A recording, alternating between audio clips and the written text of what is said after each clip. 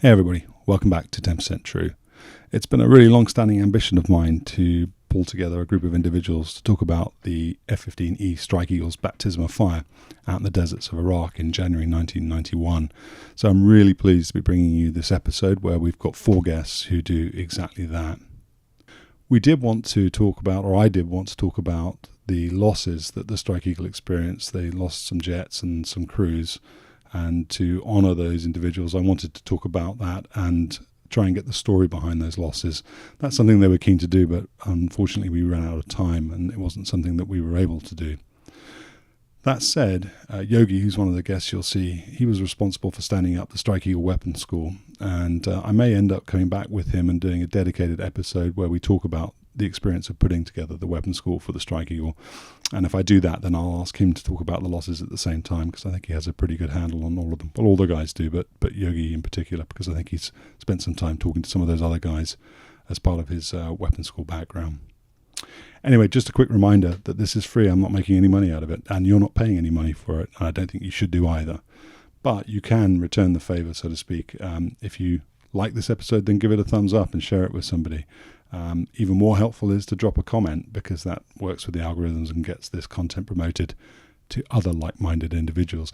And if you're listening just to the podcast version, you can also help by just leaving a review. I know obviously you can't subscribe or necessarily like, but you can leave a review of the channel to let other people know that the content that we provide is worth listening to. Finally, Boggy, I hope you get well soon. Enjoy.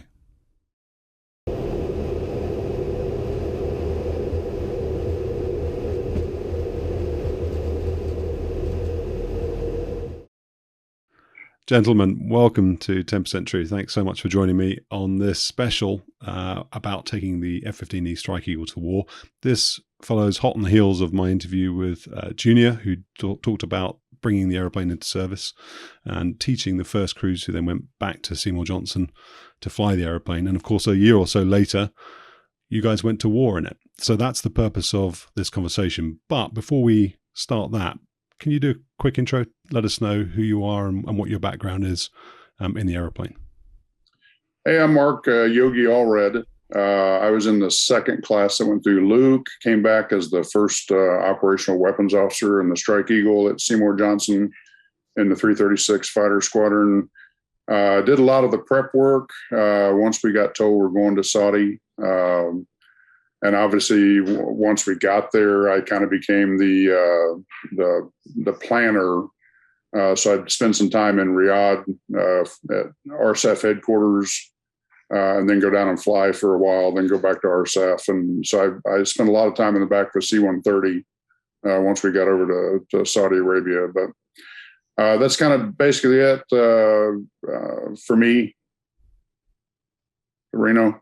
Thank you. Reno Pelletier, the flew F4s and then the Strike Eagle. I was in I thought the third class of the Strike Eagle in the first class out of the triple nickel, and had fun and had about a little over 2,000 hours in the Strike Eagle over time.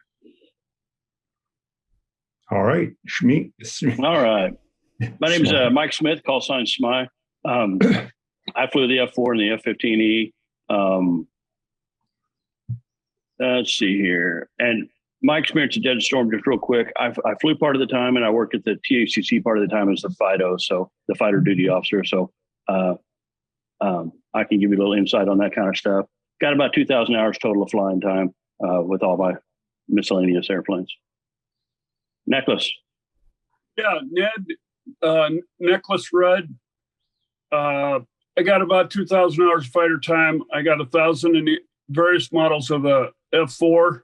I flew the C, D, E, and G, which just about covers it. I don't have any Navy time. But and then I did a tour flying a Humvee, which got me into the Strike Eagle. Got about 1,000 hours in the Strike Eagle, a couple hundred hours in Desert Storm. Unlike the rest of these guys, I was not on site at Seymour convertee from the F4. So when I got to Seymour, I was a FNG, a new guy. and all those other guys knew each other. But anyway, and I went into the second squadron. These guys liked that I said that, the second squadron. But what I meant was the second squadron at Seymour to convert. And so I'm the only chief in this group, but I will tell you, it's great to see all these guys. It's awesome to reconnect. But anyway, glad to be here. A couple thousand hours of fighter time, 1,000 in the Strike Eagle, and some Desert Storm experience, which we'll talk about today. Yeah, it was pretty cool. I'm still in touch with Steve Pingle. I talk to him once or twice a year, and I too have got CD and G time in the F4, so that we're a little more similar than we even think we are. Yep, that's right. And so just for the historical context then, so the first squadron to convert was the 336th Attack Fighter Squadron, the Rocketeers. Second squadron was 335th, the Chiefs. And so, correct.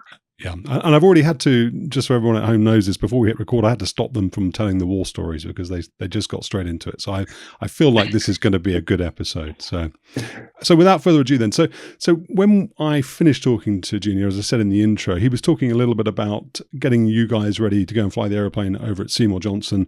And there was a difference in opinion around, tactics and how the aeroplane would be employed, that kind of thing.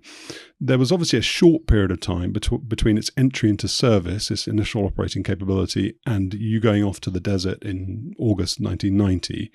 Can you give us a brief overview then of what you were doing with the aeroplane at Seymour? What was the expected mission and what were the sort of tactics that you were developing on your own in that respect? Yeah, I'll start with that. Like I said, I was the first weapons officer, so I was kind of responsible for employing the airplane once we got started at Seymour Johnson. And the integration of all of us coming back was fairly unique. And I jumped in the back seat with Dick Andrig when I got back. We went out and flew a mission, did 4 or 5 different things, and comes back and goes, "You're an instructor in all phases of the Strike Eagle, yada, yada, yada." And so that was kind of my checkout. I mean, I've been an instructor in the F4 for a long time, but that was kind of how we had to handle getting some guys checked out so we could build up the instructor cadre to be able to do the stuff you have to do to get MR in the airplane. When we got the airplane at Seymour Johnson, it was qualified to do absolutely nothing but fly. I was certified to carry Slick Mark 82s, and that was basically it. And so we did a lot of low-level training in West Virginia and North Carolina and whatever out to Dare County range, dropping bombs, 10s, 20s, 30s. Unfortunately, we did a lot of stuff that was, in my opinion, very, very similar to what we did in the F4, except like the rockets, when we left the F4, we were doing close to 70% air-to-air and 30% air-to-ground. And so one of my first stories with Rusty Bolt, if everybody can tolerate it, Chuck Horner, the 9th Air Force commander at the time, had threatened people with not losing one of these airplanes, $55-60 million airplane at the time. And squad commanders were scared to death. And Rusty fit that category. And so, Horner came to Seymour, it's probably within 3 or 4 months after we got back, and wanted to talk about employing the airplane. And me and Polowitzer and Rusty, and I think it was Smiley Deloney, were in a briefing room with General Horner. And of course, I'm kind of going, "Sir, the airplane will do 100 times what it would do in the F4, and you're telling us we can't do any air-to-air." I said, "It's just stupid." I said, "It's going to cost us airplanes in combat if we ever have to go to combat, because my guys won't be ready to employ an AIM-9 or an AIM-7 or an AMRAAM or whatever. If you don't do it, you can never be good at it." And he just railed. And of course, Rusty is turning 14 shades of red because I opened my mouth. And I'm not just the little mouse in the corner sitting there with my mouth shut, listening to what's going on. But I thought it was hugely important. And I'll be honest with you, I think the first kills in Desert Storm should have been us. the MiG-29 and the MiG-23 that got in the middle of my 22 ship, we should have taken both of those out. And they were shot by F-15C guys coming in at 40,000 feet, shooting down into the middle of my 22 ship. We had guys that shot AIM-9s at the MiG-29, Spitter. No, not Spitter, but Matt Reel. Mark. Matt Reel, I think, with No. Clute. No, I think Matt passed on the shot. He had a shot. He passed. Dipper. Mark, Dipper. Dipper was right in front of me on the way out on the first night, and he gets a tone and fires it. But about the time he's hitting the pickle button to fire this missile, the tone goes away.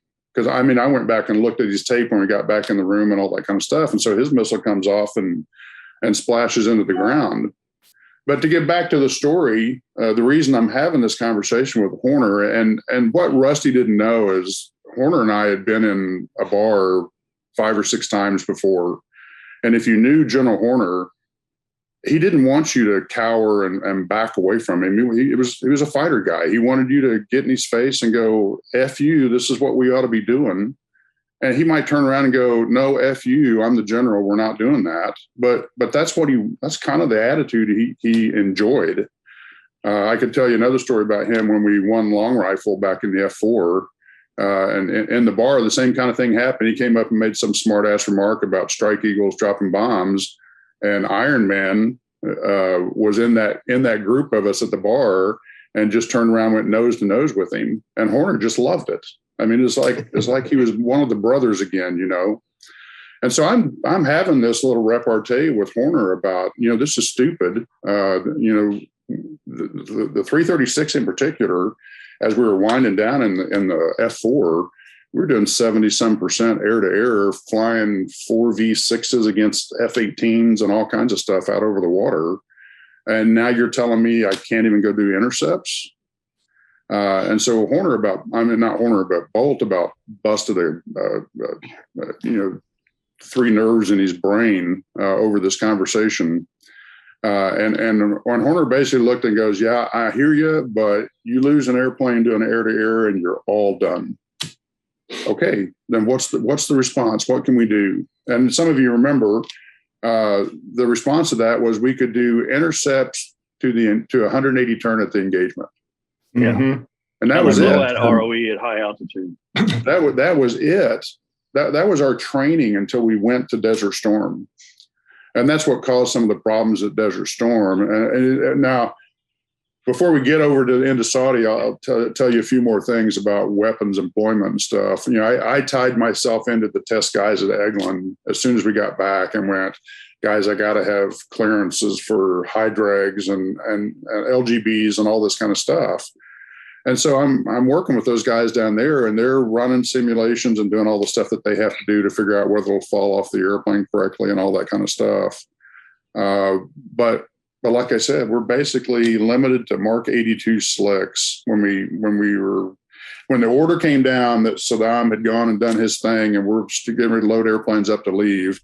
That was about all we were qualified to fly. And so I zapped off a message to the guys at Eglin and said, I need clearance for this, this, this, this, and this. And oh, by the way, we're leaving in 12 hours to go to Saudi. So get me what you can get me. Oman, correct. What's that? Went to Oman first and then Saudi. Yeah.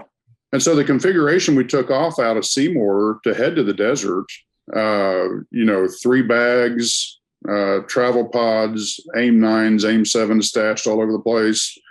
None of that was legal. We took off with a illegal configuration to head to Saudi with just a signed piece of paper from Eglin saying, we think it'll fly. Let us know how it comes out.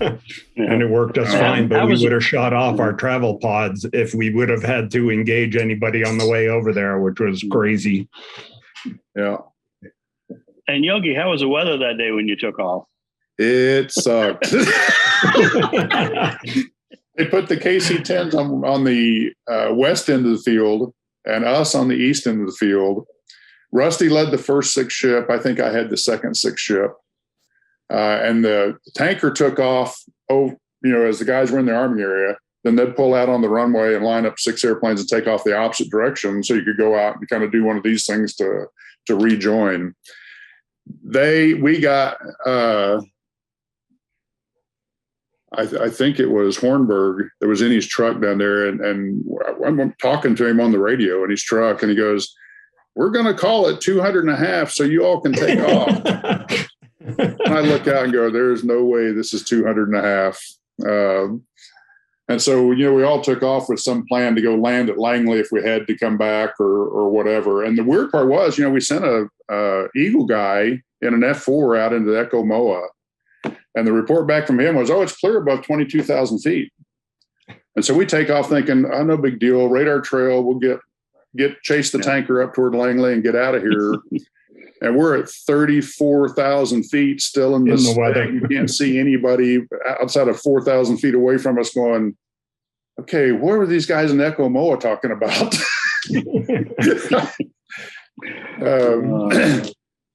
But anyway, real quick story on that. My 6th ship ends up taking off, and Sandwick and Kriegbaum are number 2.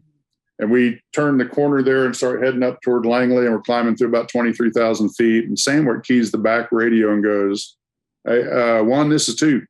Yeah, what's going on? We just had a compressor stall, but we got the engine running again, so we're good to go." "Excuse me, you did what?" He goes, "Yeah, the engine's running good now, so we're good." I said, "Did the engine flame out?" "Yeah." "You're cleared to the holding fix to go land back at Seymour Johnson." Boy, they were both pissed, but I'm going, you're starting out on a 14, 16-hour mission here with an engine that's already failed once. We're not doing that here. So that was a pretty funny story. And Polo and I are laughing after we cleared them off and sent them on their way. It's like, what are these guys thinking? Thinking they're not going to miss it. But there's probably some other stuff. Reno, you probably remember talk about what guys had packed in their bags to go to Saudi. It was funny because the standpipes, they had the 3 bags, and as soon as you got onto the tanker and you got topped off, pressurized those tanks, and that's how Rusty Bolt ended up at Langley, and got a ride back to Seymour to be able to deploy. And in the leadership thing too, J.O. McFalls hired Rusty, and J.O. McFalls was like everybody else. He was a great dancer, but at the club, but not so much into going to war. It's fun on the golf course. That too. On our, I was with Dick Hoey on the way over there, and we had the same problem, but instead of diverting, we just depressurized the tanks until we brought down the level of fuel internally, pressurized it, vented a bunch of, all across the ocean to get there. But we pressed forward and everything was working. It's just those stupid standpipes were terrible. I ended up in Sigonella because of the same thing. Is about the 5th refueling. The tankers have been refueling each other, and I guess they do that with 4 pumps. When they refuel with us, they're supposed to back off to 2 pumps. Mm-hmm. So I get on that 5th refueling, whatever, just north of Libya, and the left standpipe blows, and I look out there and go, "Holy crap! There's more gas going out." So the guy puts 18,000 pounds of fuel into my airplane, and my gas gauge registers 2,000 pounds of it. Going, okay, we got a problem here. Yeah. So we ended up, I let everybody else cycle on and get their stuff done. And I'm talking to the tanker guys while we're doing that. And one of them was going back to Sigonella and said, "I'm just going to follow you. If I have to, you can drag me in." We never could depressurizing tanks and all this stuff, we never could get it to stop until the internal fuel got down to about 10,000 pounds. And then it just stopped coming out the wing. So we land there, and Krogan and Killer Poulet are sitting on the ramp. They've been there for about 30 minutes trying to get someone from the Navy to come over and de-arm the missiles on the airplane so they can shut down. And I pull up beside him in this dark ramp, no lights on it anywhere. And I'm talking to him on Squadron Common, and I see Killer's in the back seat. I go, "Killer, y'all shut down your left engine, Killer. You get down and disarm all the missiles on both of our airplanes so we can get these airplanes shut down. So he climbs down the jet and goes and disarms all the missiles on both airplanes so we can shut them down. But there is a little bit funny stuff too back before we left. I should rewind just a little bit, but we get this notice 2 days after Saddam takes Kuwait that we may be going. And of course, we're all sitting around going, no possible way. The airplane's not qualified to drop anything. None of us are MR, yada, yada, yada. And so the next day you have a squadron meeting and Bolt comes in and goes, okay, everybody be serious. We might be doing this and everybody needs to think about this and whatever. And the next day he has a meeting and goes, okay, everybody go home and pack your bags. We're in 24-hour notice to deploy. And guys come back in that third day with their B4 bags with, a bathing suit and 2 towels. Going, and the thought in their mind was, we're not going anywhere. We're not doing anything. We're going to take off, fly around the flagpole, come back here and land.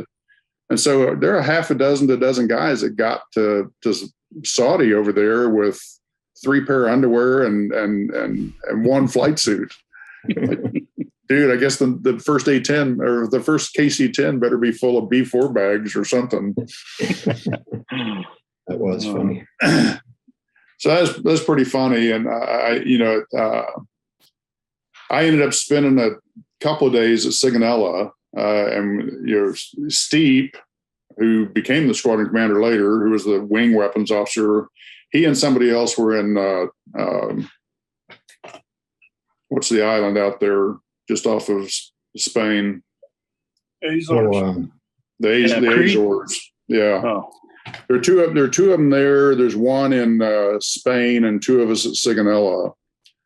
Another funny story is I go to base ops at Sigonella, and of course I can't tell them where I'm going. I'm trying to file what was an 1801, the international flight plan thing. Yeah. Trying to file a flight plan on an international forum I've probably never seen until that day or whatever, and going, okay, we got to go do this. And the guy goes, what's your destination? Classified. Well, you got to put something on here. I said, okay, put Sigonella 180 for 50 as the destination.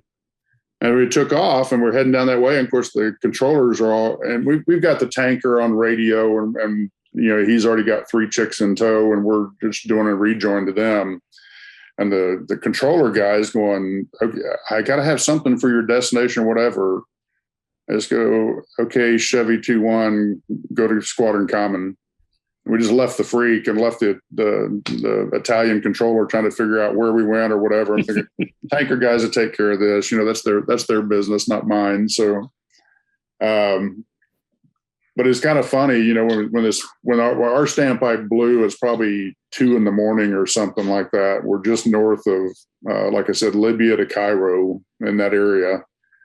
And we actually thought about going into Cairo West, and Polo had mentioned, Cairo West is just over there a ways, whatever. I'm not going into Cairo West with live munitions and stuff on this airplane. That's just not happening. So we ended up turning around, like I said, going back probably a couple 100 miles, 150 miles, whatever, back to Sigonella, whatever it happened to be.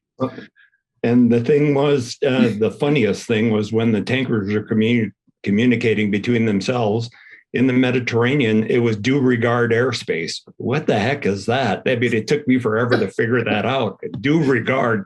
They're not talking to anybody. They're just until they get to where they want to go. And then they start talking to somebody and get picked up. So the departure doesn't really mean anything. So it was actually crazy. Due regard airspace. Yeah. So we end up, where did you end up, Reno? Did you get all the way to Saudi? Of course. Mm-hmm. And then we an 2 hour hours later, you're on your way to Thumb Rate. Yep, exactly. And they didn't even top off the fighters, the airplanes. They just put enough gas for you to get the Thumb Rate. And we took off, climbed, went Did you direct have any to freaks or coordinates or any of that kind of stuff when you took off? The flight order was on a small piece of paper. It were coordinates, and it was signed by the general on the ground there. And the Saudi 2-star. This was the order. Yeah.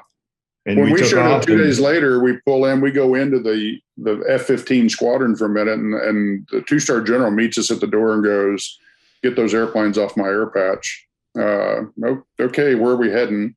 And so we did the same thing, got a set of coordinates, but no freaks or anything. So one of the American guys comes out and goes, "Hey, here's a set of freaks. We think one of them works, whatever, for thumb rate." And so we're landing down there in the dark. For us anyway. I don't remember if you all were down there daytime or night. No, it was in the middle of the afternoon after, I forget how many hours it was to Saudi Arabia, and then an hour and a half on the ground, and we launched again and went to thumb rate. Yeah. So I knew some of you had flown 14 and a half, 15 hours, and then an hour and a half later, you're up for another hour and 45 or two to get down to thumb rate.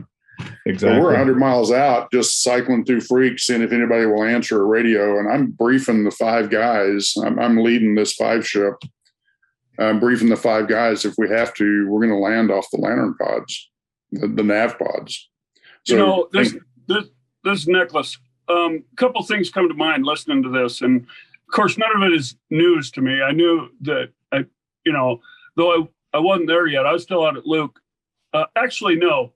I had just gotten to Seymour, and there's a funny story there. But 2 things that come to mind, Yogi, as you talk about that. First of all, everybody hears about the fog of war. Well, the fog starts well before the war. And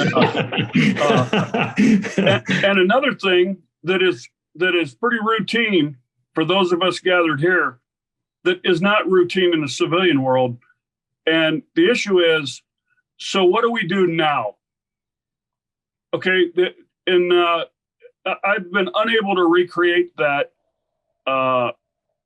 We have to execute something. I mean, it's like in the fighters, when somebody says stand by, well, you can't really stand by. I'm going 400 knots here, and I'm running out of fuel. There is really no stand by.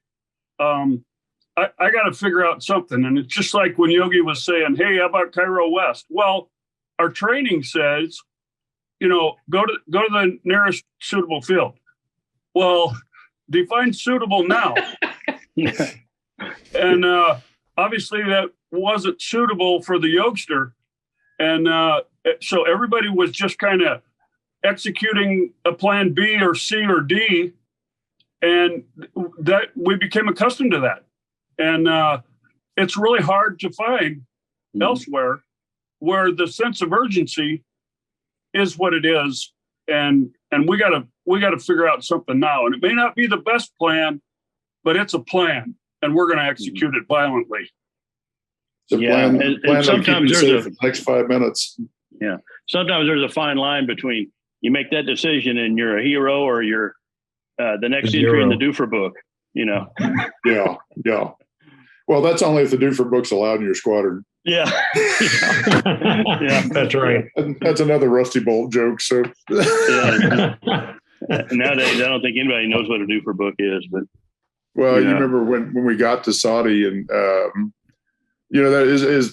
was kind of the highlights of getting into thumb rate. I think, of course, we got there, and I guess for the first 2 days, y'all were looking for a place to sleep besides underneath your airplane. And meals to eat, which there are some 2 million MREs in a Quonset hut thing that I guess you found on day 2 or something. But I got there, and Mikey Duvall comes out to me, and Steve Turner and I are both standing there together. And Mikey comes out just all frantic and goes, "Nothing's being done. There's not anything going on. There's not any airplanes on alert. Nothing's happening." Okay, what have you been doing for 48 hours? I mean, Yemen's 50 miles over there. And when we got there, the 20 airplanes are all parked in one little ramp, all right next to each other. I'm going, it'd take one 500-pounder to take out all 20 airplanes here.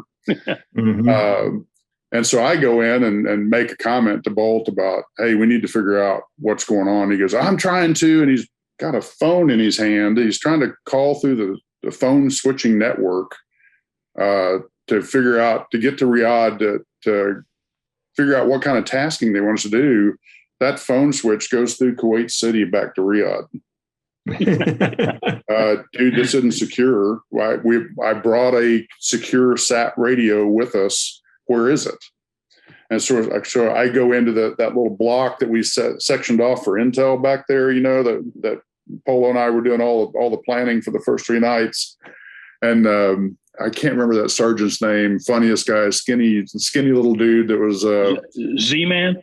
Z-Man. Yeah. And he's back there. And I said, Z-Man, where's the radio? He goes, it's set up right there. Nobody's come in to try to use it.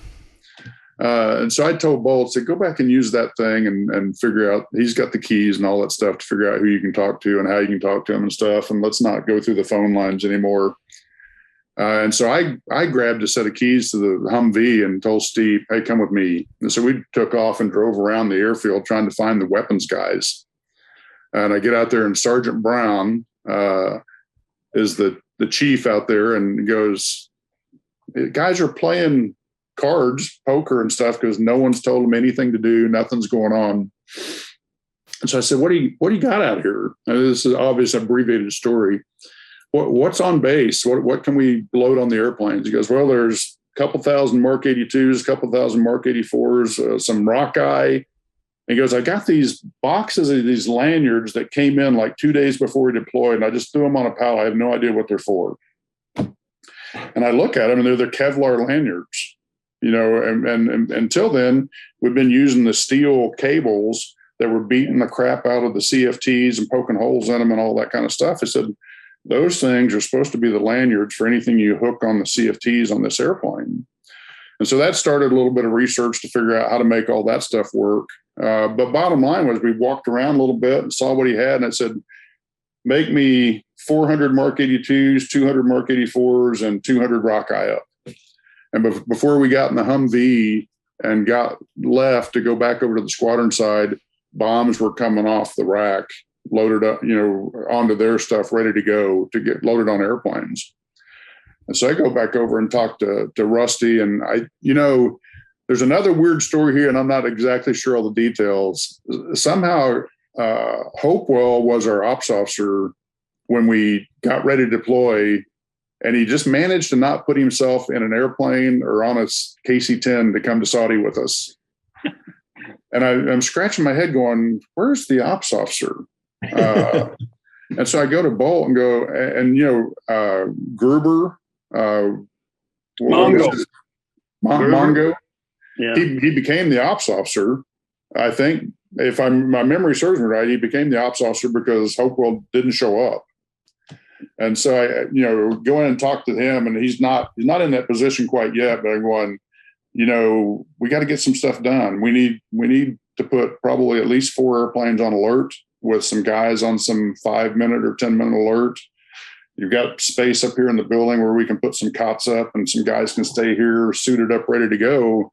But, the threat, 50 miles across the border. And we need to spread these airplanes out and get some stuff done.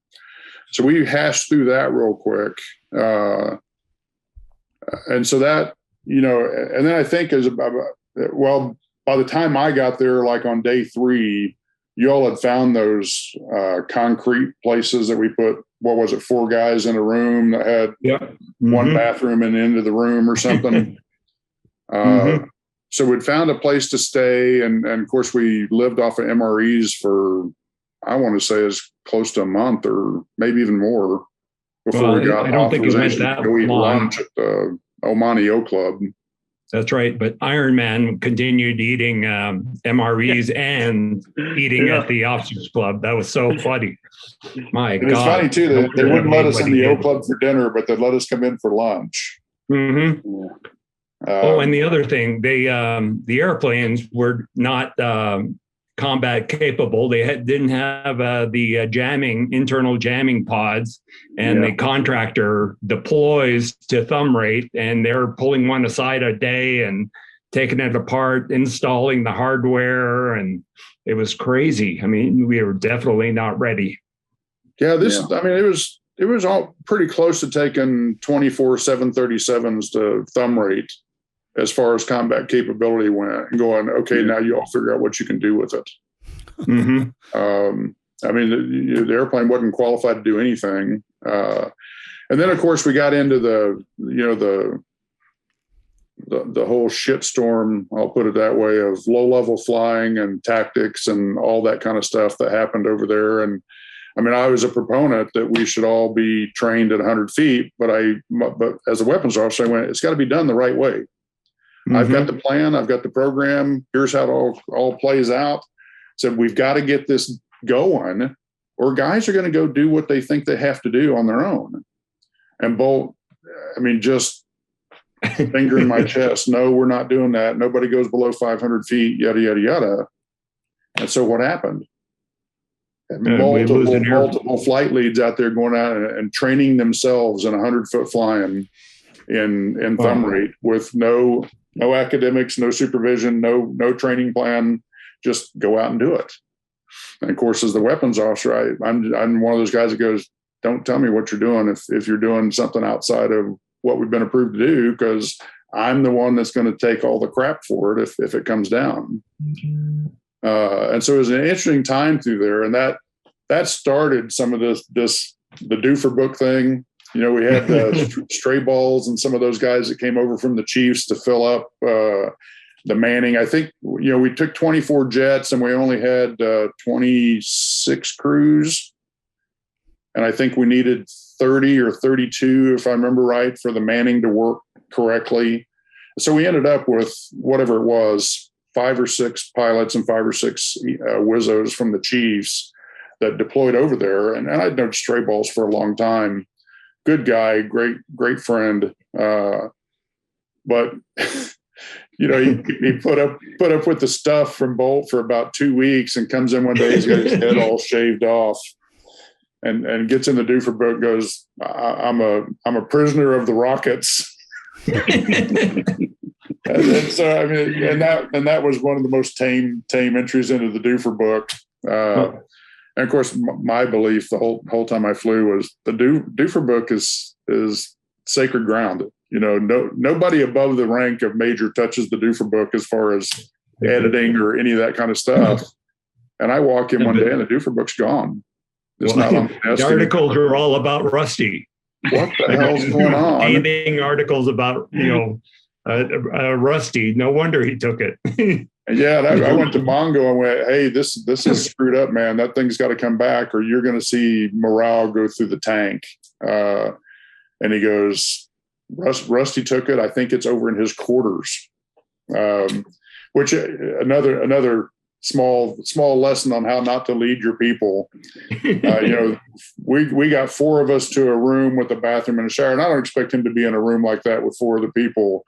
But I go over to his place one day to talk to him about the tasking and stuff that we're working on, that Polo and I are working on in the middle of the night. And I open the door to his place, and it's like a 2-bedroom suite, and there's 5 bottles of scotch on the counter. And, you know, at this point in time, we can't even have a beer. I'm going, dude, what the hell? This guy's got scotch coming over on KC-10 straight from Seymour Johnson direct to him. And all of his buds we can't even figure out a way to get a beer to him. So that was another lesson in don't ever do stuff that you wouldn't ask your own guys to do. And it's funny, you know, leadership, I'm sure all of you learned the same thing. You put things in this part of your brain and you go, I like that, and I'm going to remember that when I get to be a commander. And this side's full of all that. I'll never do that crap when I become a commander. This side got a whole lot more full from Rusty than this side did. So. You know, Yogi, talking about the Chiefs that deployed with you, that's a good segue for meanwhile, back at the ranch, okay, I was fortunate enough, or unfortunate enough, I showed up on the day that Saddam invaded Kuwait.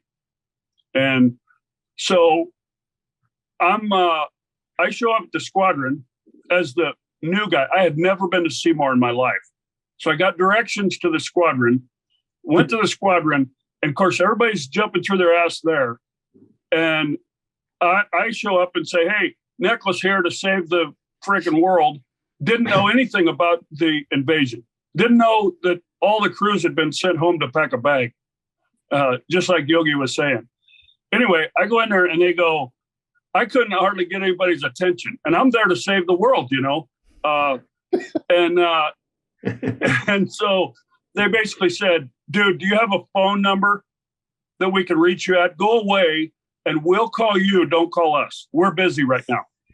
Well, so I went home. I found a place to stay. I was over at, housing office and put my name on the friggin' list to get I'm renting a house, an apartment downtown till I can get on base, blah, blah, blah.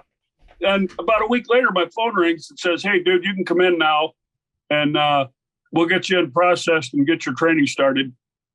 So in processing all went fine, except when it came time to start my training, there was nobody home. All the IPs were gone. We had nobody. And, Yogi was talking about getting all the IPs certified. Well, you need IPs to train people. Yeah. So now we show up, my class, probably 10 or 12 of us showed up. And again, everybody who was qualified was gone. Okay. Because they took all hands on deck. Anybody that was MR or an instructor was going and gone by the time. Now they were still there when I got there, but they were home packing, whatever, getting ready to leave. And everybody at the squadron was, assholes and elbows trying to figure out what are we doing next? And are we going? Are we not going? And, like Yogi said, a lot of guys didn't believe it. They said, we're not going anywhere, Anyway, it was pretty much chaos at the squadron. And so I went away as instructed and came back, and there was, I think, 2 IPs to train 12 crews. Anyway, so that was kind of a tough time there. And again, it was a rainbow crews that were already deployed. They took all the chiefs that were qualified, which was a dozen maybe, and the rest were all the rockets. And if there were any rockets that weren't, they were part of our class too, our MQ class. Anyway, so there was kind of an abbreviated upgrade there. And from the start of my MQ program, mission qual at Seymour, till the end, they would, as soon as somebody would get qualified, they'd send them over and send back an IP so that so the capacity to train was greater. And some of the guys in my RTU class were former Rockets that were going to the Rockets. And of course, they checked those guys out first. And any F4 instructors, they blessed them as when they became MR, they were like automatically Strike Eagle instructors. Clute was one of those guys. But the guys that were from Seymour, they were known quantity. So they said, we know what this guy could do. We just got to get him certified on paper and get him out of here.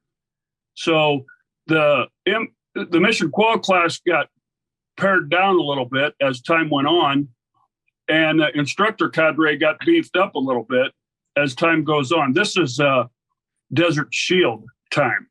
Mm-hmm. All right. So the Rocketeers finally get their stuff together and they're training at thumb rate, and we're trying to hustle people through an MQ program. And there again, it's just like Yogi mentioned, we didn't know, are the Chiefs going or not going? I mean, we're not IOC yet.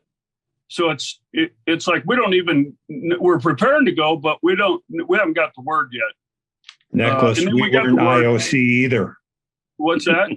The Rocketeers weren't IOC either. We got blessed, I think, once we got deployed there. Well, see, that's what we were thinking. We were going, under normal circumstances, that's a prerequisite, but it wasn't for the Rockets. So why would it be for the Chiefs?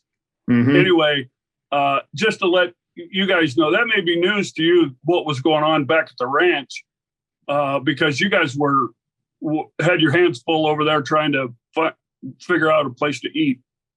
Well, I had a feeling that was going on because we had Stansbury and stray balls, and I'm going, everybody you're sending over is an IP.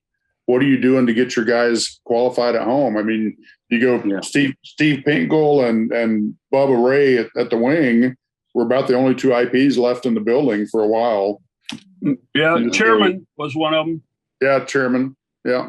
But he actually came over for a while to Saudi to thumb rate, didn't he? Yeah, he was one of the first guys they sent back. Yeah. So, I mean, I'm looking at the guys you're sending going, they're almost all instructors, which was good for us. But I'm going, I don't know how you're operating at home, you know. And nobody was looking at that, Yogi. You had some of our young guys in there, you know, Steve Quast and some of those guys who were trying to get checked out to come join our squadron, going, how are you going to get them checked out if you don't have any IPs at home? Hey, Smyth, tell them about your check ride downrange. Yeah. Okay. Well, let me tell you a couple things. That whole week of the week Saddam invaded, I'll tell you what I was doing real quick. I left Seymour to do a ditty move in my pickup truck to Luke the day Saddam invaded. And so I'm like listening to the radio and hear that Saddam's invaded Kuwait. I stop at my parents' house in Missouri to spend the night on the way to Luke. And so I call back home to my flight commander, who was Shelley Winters, you know, a legend in the F4. And I said, Shelley, you know, if we're going to go to war, I'm still MR in the F4. And so, you know, I'll give up my F-15 spot to go to war. And he's like, nah, if the F4 is not going, they've already said the F4 is not going. You know, you're stuck between airplanes. You've been wanting an F-15, just go to Luke and tough shit, you missed the war. You know, and I was like, whatever, you know. So anyway, so I go to Luke, and little do I know the war's going to drag on from the August invasion until the January start of the war. So I graduate in December, and in November I call back to Seymour and talk to the OG and said, hey, you know, you're going to need a couple more dudes from my class. I need to get in the war. And he said, okay, I'll put you on the list. And so then, like the very next day, my flight commander at Luke comes to me and says, hey, you know, you're going straight to the war. Just wanted to let you know, just, you know, as soon as you graduate, get on home. And so I stopped through Missouri on my way home just for one night, you know, to see my parents go to Seymour and deploy out Christmas Eve, you know. And so, and so I'm neither a chief or a rocket at that time. You know, I came from the Eagles, and I showed up in the Chiefs one day, and it was about the same level of chaos that Nicholas was describing. And they go, you know, stick that dude on a tanker and send him out of here. You know, I wasn't going to fly a jet over there. You know, I wouldn't, you know, if anybody has an A team and a B team, it was the Chiefs, you know, and I was like C team, you know. And so I flew a tanker over to Al-Kharj, and I land, and it's me and a bunch of enlisted guys, and they roll us out into formation, and some sergeant starts yelling at us. And I see this truck going down the flight line with an arm hanging out the window as he's driving, and there's a Chiefs patch on his shoulder. And I'm thinking, you know, that dude could pick me up and get me out of here. And that was Doc Ngari. And he drove by and sort of, you know, gave me the signal, and I went, yep. And I grabbed my H3 bag and stepped out of formation and threw it in his bag. And he goes, come on, man, I'll go get you checked in and get you a tent, all that stuff. And so we go get checked in, and they go, here's where your tent belongs. Start putting it up now. You know, and I was like, oh boy, this ought to be fun. You know, and you know, those tents are pretty good size for one guy to wrangle. Yeah. So anyway, so that was how I got there. And then, you know, so you showed up at Al-Kharj. I showed up at Al-Kharj Christmas Eve. And then since I was one of the new guys, I got designated to work at the TACC part-time as the fighter duty officer and to fly part-time. Yeah. And so night one of the war, I was at the TACC, you know, with down there 3 stories underground with Chuck Horner and General Corder and Buster Glosson and all those guys. And then my first night of the war, I fly with Abby Reese. And first night of my war, not Abby's, you know. And so, and I'm sure Abby said, hey, you know, I'm sure the Rockets went like, hey, who's this guy? You know, new guy, who's going to fly with him? And Abby probably said, I flew with him in F4s, I'll fly with him, you know, something like that. So anyway, so I was relieved to look at the schedule and know that I was flying with Abby, because I'd flown with Abby, you know, a lot in the F4, and I knew he, you know, was a good dude and was a strong pilot and wasn't going to be a screamer or something like that, you know. Yeah. And so So we go fly our sortie, and we're coming back in the squadron, and Steve Turner is standing there out front of the squadron tent. And he said, "Well, Smyth, did you survive?" And I said, "Yes, sir." And he said, "Then you're MR." So that was my checkout. That's awesome. I had I graduated from Luke with about 42 and a half or 43 hours in the F-15. I got one practice ride in Saudi Arabia, and my 45th hour in the jet was combat. Awesome. And so, and like you said, all we dropped is Mark 82s and BDU 33s. And so my first night in combat, I'm dropping Rockeye, and I'm trying to set up the packs, and I'm going, whew, it's been a long time since I, passed that test in the academic squadron. And so we're going north, and I set up the packs, and I get a designation, and I go, "Hey, Abby, we're in Saudi Arabia still, going to the tanker." And I go, "There's nothing out there but desert. Throw the master arm on and see if we get a ready light, because I'm not sure I got this pack set up right." So he throws on the master arm, no ready light. Okay, turn the master arm off. Redo the packs. Okay, throw the master arm on. Shit up, we got a green light. So, I'd never even dropped Rockeye off the F4 before, and I'm dropping it off the F-15. It was just that kind of stuff every night, a new adventure of, what's going on today. Yeah, I flew 42 combat missions, 41 of them with Polo, but I went out one night with somebody else. I think it was, I can't remember now who it was in the back seat, but it was to check him out on LGBs. Yeah. I mean, in the middle of combat, we're first time ever taking guys out and checking them out on a targeting pod and all that kind of stuff. It was nuts. We didn't get when did we get the targeting pods? I mean, and there was only, a handful of them during the entire Desert Storm. Well, the best we ever did was on the flight leads. Flight leads had target pods, wingmen didn't. Right. One of the things that was a bone of contention over there at Al-Karj is that when we got the 5 or 6 targeting pods, we scrounged them from Eglin and Nellis and wherever they were in the world. They shipped them downrange and hooked them on the airplanes. And most of them went to the Chiefs, which pissed the rockets off. Anyway, I happened to be one of them, and it wasn't because of me and my 70 hours of fighter expertise, but I had T-Bull in my back seat. So that was my seeing eye Wizzo, and who was a patch wearer in the F4. And ironically enough, he was my flight commander at Homestead when he was a captain. And now he's a lieutenant colonel. He was up at the TACC, I think, for a while with Smyth, but he got the long straw to come down and fly full time. And, I had 50 missions, and I think at least 40 of them were with T-Bull. And that's so he could keep an eye on me, I'm sure. But a funny story about the first LGB drops. Okay. So we got in the mission planning room, and T-Bull was LGB expert. And anyway, and chairman and radar and myself and T-Bull. That was the 2-ship, and we both had pods. And we're going to go try to figure out how to operate these. So we went to a benign, target that really didn't have any combat significance, but it was on the bad guy side. And so anyway, there was a bunch of towers that we were going to try to bring down, comms towers. And we come in there, and this is where we learned about laser code deconfliction.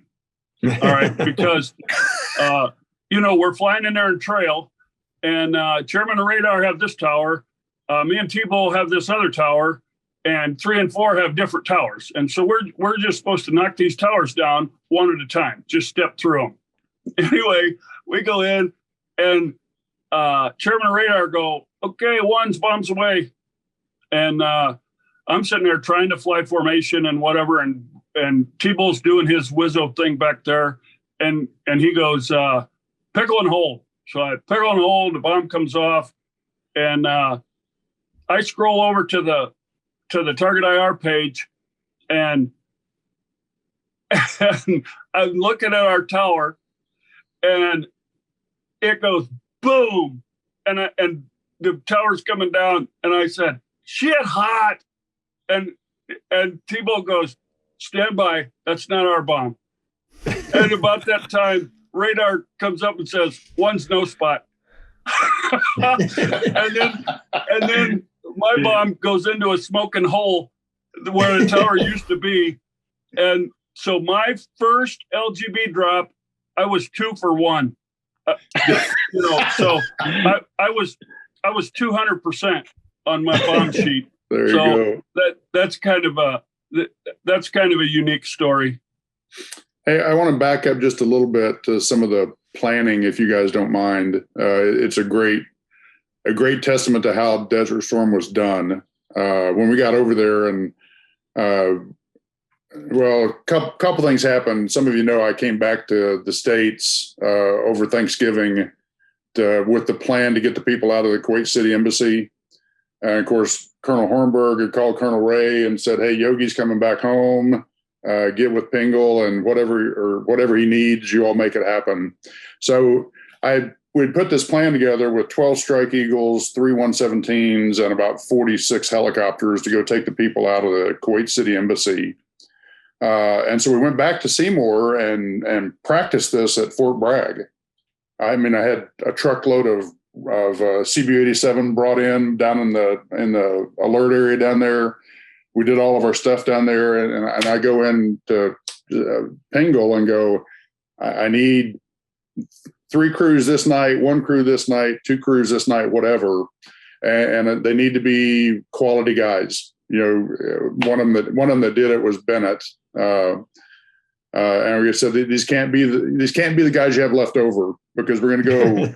We were dropping CB-87 60 seconds before helicopters were flying through this mess to go bang the door down in the Kuwait City embassy and get the people out. And there's some funny stories in there. I think we're probably running short of time, so yeah, I'll just tell you it happened. And so on the way back, we took 2 jets and went to Germany. Spent a couple days there flying against the borrowed SA-8 from the East Germans to see how the raw gear would work. That right there at Courtyard, south of Ramstein. And so, shoot, I can't remember that guy's name either. Tall, skinny Lieutenant Colonel Heald. Does that ring a bell? Charlie Heald. Charlie Heald. I think he was the one that came with me. And so we had briefed, hey, we're going to be out here. The weather was, 1,004 standard German weather.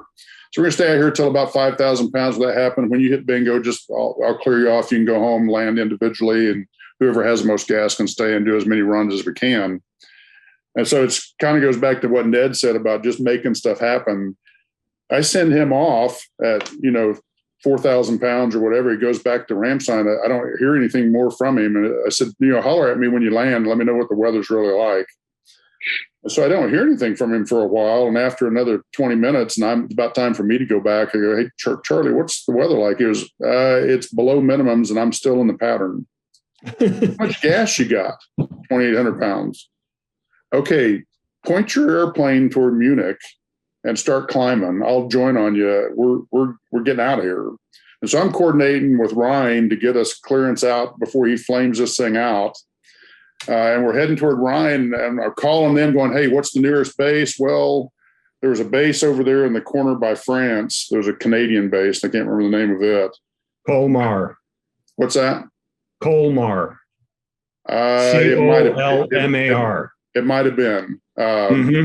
But I said, is it available? He goes, yeah, it's available, but you're number 18 in the emergency pattern to get into it. Okay, we're not going there. And so we start heading down toward Munich. I'm going, just get as far out of this weather as you can. And I look down, and we're was the A-10 base down there in the middle of Germany.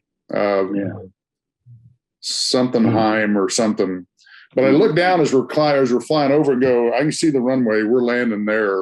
And of course, by this time, Charlie's got 2,200 pounds or something like that. And I probably got 4,000.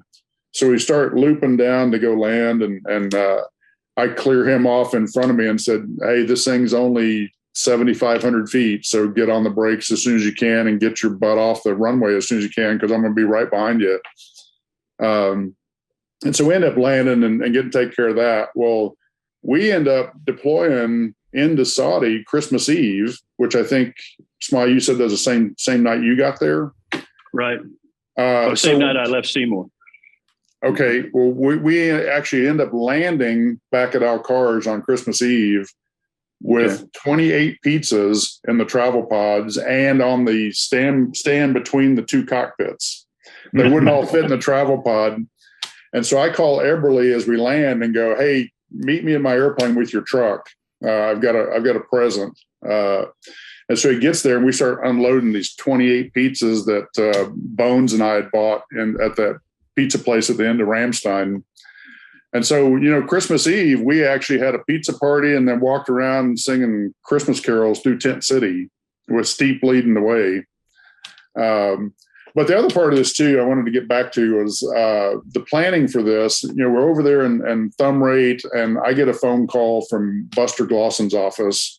"Hey, you need to come up here. We're going to start the planning for offensive ops." And of course, the Saudis had no idea we were planning offensive ops for probably 4 months. We were supposed to all be there defensive, protecting the kingdom, all that kind of stuff. And I kind of went, what's Ninth Air Force doing? Well, the standard story, if you can't make it in the squadron, you go to the wing. If you can't make it in the wing, you go to Numbered Air Force. So Sam Baptiste was the guy in charge of weapons, I think it was, or plans at Ninth Air Force. He was a great guy, but he had all these guys, and there's a couple of Strike Eagle guys from Seymour that we'd kind of washed up and out of the way that ended up at Numbered Air Force going, "I got nobody here that can plan anything like offensive ops for the scale we're talking about."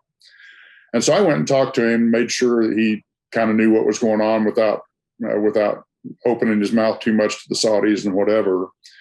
But we went into this room, and it's Buster Glossen and Bullet Eskridge, his exec. And there's probably 9 of us in the room. There's a lieutenant colonel from the first wing. The rest of us are all captains and majors.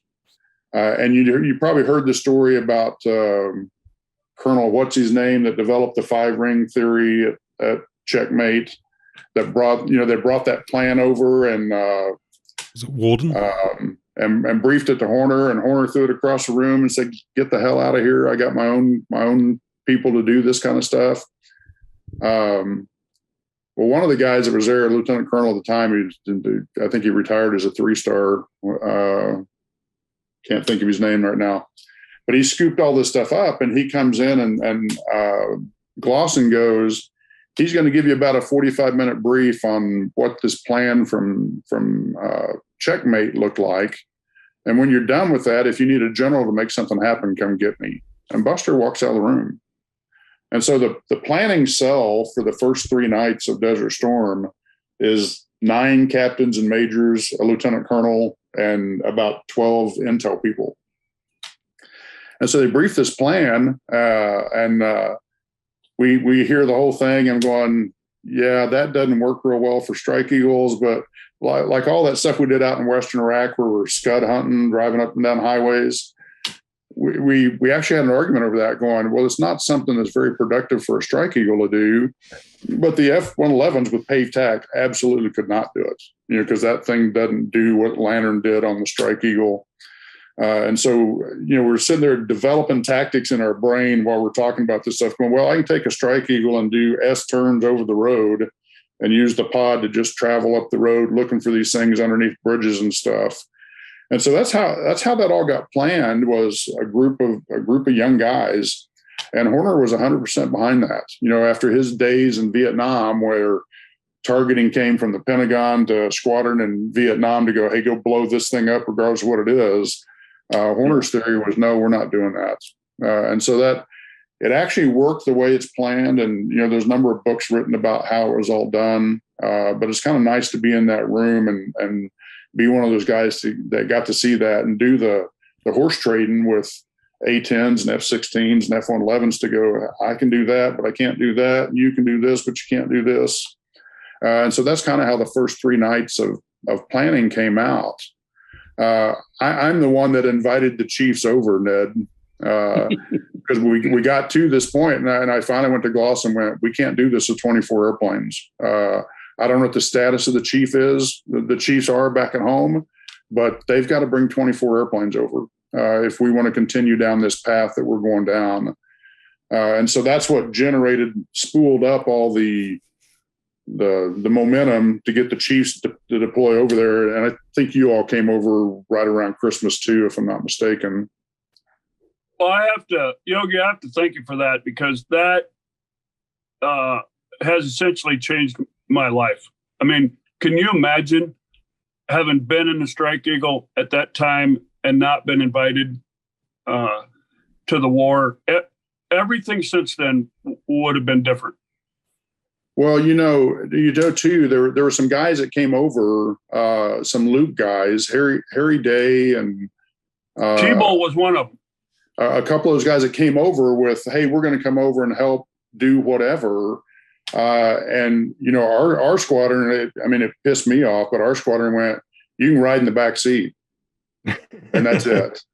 And so, I remember Harry Day gave me some of my prep rides to go to F4 weapon school. So we've been friends for a long, long time. And I understood entirely. He goes, I didn't come over here to ride in the back seat for my 1 or 2 combat missions I'm going to get to fly. And I don't know why our squadron did what they did. I wasn't in that decision-making loop. But there was some weird stuff that took place there. And then some of those guys didn't get their combat sortie or 2 because the squadrons wouldn't deal with them. Now, the one area that Steve Pingle and I went nose to nose on was when you guys came over. I briefed the plan for the first 3 days and went, we're doing this, we're doing this, we're doing this. We got this many sorties on these days, this many sorties on these days, yada, yada. And that was actually our squadron guys hadn't known about that plan, but just a few weeks when you guys showed up. And then I briefed the 2 squadron commanders, and Colonel Hornberg were there. And I said, I'm just going to tell you, because at that point in time, the rockets, our average time in the airplane was like 320 hours or something. And I went, the Chiefs, your average time in the airplane was 75 hours. And so I had said, I think the rockets should take these target packages because they're a little more difficult. And for 3 days, do this, get your guys 3 combat sorties. After that, you can do whatever you want to. You can split this any way you want to do it. I don't care. I just want to keep all 48 airplanes alive for 3 days. And Pingle went nuts. He and Taco Martinez, it got to the point where Pingle goes, Captain, sit down and shut up. You don't make these decisions. And of course I went, okay, I've said my piece. This is the way I think it should be done. And of course we lost a couple of airplanes in that first couple nights. That raid on Basra where was that Teak and Donnie that ended up getting shot down or whatever happened. The second night. Yeah, that was one of the missions that I said I think the rockets should do that because I knew it was going to be a heavy emplacement of AAA and all the stuff that went along with it. I said I think we got to trust experience more than that was that was my first combat sortie. Yeah, and that's when it really sunk in that this is for real. Yeah, no joke. It's T-bird flight. Yeah, and I don't second guess anybody. And like I said, Steve Pingle and I still talk to each other. We're good friends, and I'm not saying anything to you guys that I haven't said to him. And I said it that night that I stomped my foot a couple times and went, no, this needs to be this way. And then finally, Colonel Hornberg, which he and I had become friends because all this planning stuff I'd done was top secret, eyes only, Colonel Hornberg. And there's these sleeves of information that I'd send down to Thumb Rate for us to do the planning, me and Polo and Z-Man and whatever, would come to Hornberg, and he'd drive up in his car and go, this has got to be yours because it's not something I need. And so I was briefing him probably every 2 weeks on what we were doing and how we were doing it. A lot of times briefing him and not briefing Rusty, because Rusty didn't have a need to know at that point. And so we kept that stuff, back within the intel area of that building we were using. One of the safes inside there, Polo and I and Z-Man were the only three that knew the combo to it. And that's where all that stuff went. So when we'd go out and fly at thumb rate and get done at midnight or 1 a.m, the three of us would go back in there, lock the doors, pull all that stuff out and plan till 8 a.m. And then we'd go crash and try to sleep from 8 a.m. till 5 p.m. or whatever, to make up sleep time. But it's very neat. Let me ask just quickly. So can you talk about the target sets then for those first 3 nights? And can you talk, all of you, not just Yogi, but obviously Yogi, you can kick us off, but can you talk about tactics? So you just mentioned AAA. There's low level versus medium altitude. That obviously was a lesson learned the hard way, but can you describe the sort of development of the tactic and what it is you were supposed to be striking? Yeah, the thumb rate mentality, Pete Hook, rest his soul. Pete Hook and I, when we were still back at Seymour, just gotten the F-15 back, we developed that 2.5 to 4 mile in-train formation to crowd guys up so we get more people in line. The F-111 community had done whatever it was, 6 mile trail or that kind of stuff. I went, I can't take 22 airplanes or 24 airplanes against a target with all of them being 7 miles in trail. That means that this train of airplanes is 150 miles long. And so Pete and I went out in West Virginia and developed this tactic of using the radar and the IFF and all that kind of stuff to keep track of each other in that. And the nav flare. Yeah. Oh yeah, you bet. Yeah, but we did that. All of it. We did that day. Pete was a flight commander and I was the weapons officer. And so we scheduled I went to Pete and we sat and talked about it and said, you need to, since you're a flight commander, you can do it. You need to go schedule you and me to fly together like once a week or twice a week until we can get this stuff ironed out. And so we did a few daytime sorties and went out and practiced all that stuff with each of us taking different turns and positions and whatever.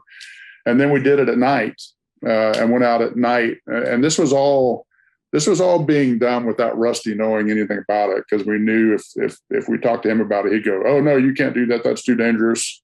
So I'm as guilty as a lot of the other guys of doing stuff behind Rusty's back for the sake of tactics. But that was kind of the mentality of the formation that we used once we got to thumb rate, and I think all the 4 ships were going out and running that formation at low level, thinking that at least the first few nights of Desert Storm would go in at low level. And of course, that 22 ship, we tanked at 30,000 feet down to a couple thousand feet off the ground.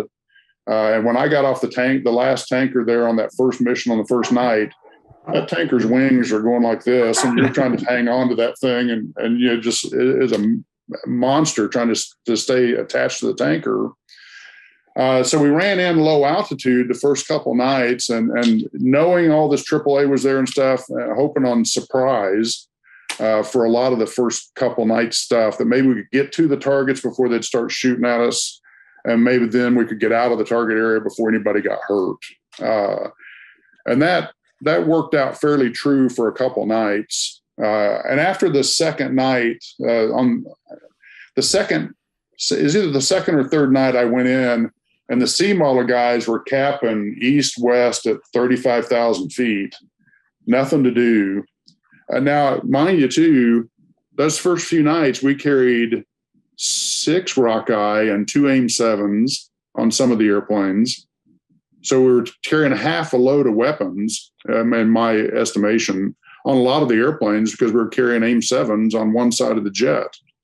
And so on after night 2, I went to Hornburg and said, I think we ought to take all these AIM-7s off, put 12 canisters up or 12 bombs, whatever we're carrying, and haul a couple of AIM-9s. Nothing out there is flying anymore. And the C models are sitting up there looking for stuff to do. So there's really no reason for us to be thinking about air to air very much anymore. So the same discussion we had on that same night after night 2, I told him too, I said, I don't think we ought to go low level anymore. I think we ought to do all of our stuff medium to high altitude and sort that stuff out. And so he kind of came out with an edict, if everybody remembers right, on that second or third night, that we're not going low anymore. We had a couple guys that did. OBD and Bill Shaw went low on night 3 and almost got their asses handed to them, and then came back and complained to me about it. And I kind of reamed them for going low altitude in the first place. You got told not to, and I told both of them. I said that guidance from Hornberg came from me to Hornberg. So don't come to me looking for help, support to go low altitude, because I don't think it's there. We're talking about TFing at night on the first couple of days of the war. Well, that was when that Basra raid occurred. Right. And it's kind of funny this won't surprise you, Yogi, that we're flying along there in that 2 to 4 mile Yogi trail. And I'm number 2, and I look out, number 3 is lying abreast with me. And, and, I'm going, 3, what are you doing up here? And anyway, he goes, Chairman, push it up. And Chairman goes, I can't push it up. I'm on time, and I can't go any slower for the system limitation.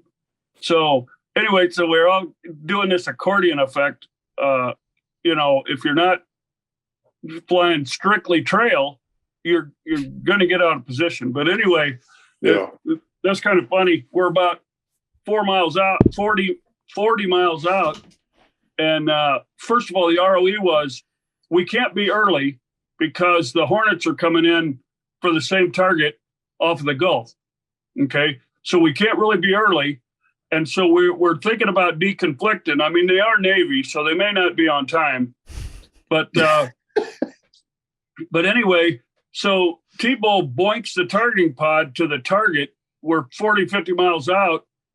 And our guidance was to put these Mark 84s on the cracking towers and nothing else on the facility, just the towers. Well, T-Bow boinks the target into the pod, and the frickin' target is on fire. It is ablaze. So there's 2 things that come to my mind. First of all, I don't think we have to worry about deconfliction with the Hornets, because it appears they've come and gone. Yeah. Actually, 3 things. Second thing is, I don't think we're any restricted anymore to just the cracking tower, since the whole facility was on fire. And then I got thinking, what the hell are we going there for? We're gonna bomb a destroyed target. But anyway, it all worked out until we were off target, which is where any problems occurred. But that was kind of a rookie mindset. Those 3 things went through my mind when I see that target's on fire, and that was kind of a unique story that not everybody has. Yeah. What were the targets?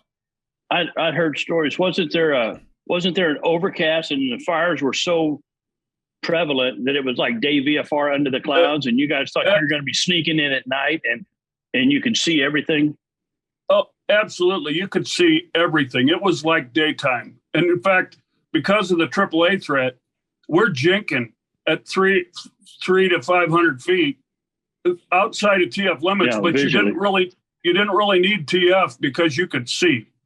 And so that was another part of that is the plan was for 1 and 2 to do a mini loft at 2.5 miles, and everybody else do a max range loft. Well, that mini loft would kind of keep you below the weather because it was like a 2,000 foot overcast. But the guys doing the max range loft, they're in the freaking soup before the bomb even comes off.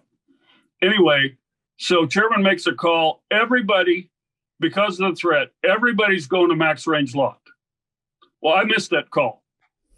So I'm hammered down into 2.5 miles. I couldn't wait for my ranging to say 2.5 because I wanted to go. And I'll tell you what, you guys, you talk about temporal distortion.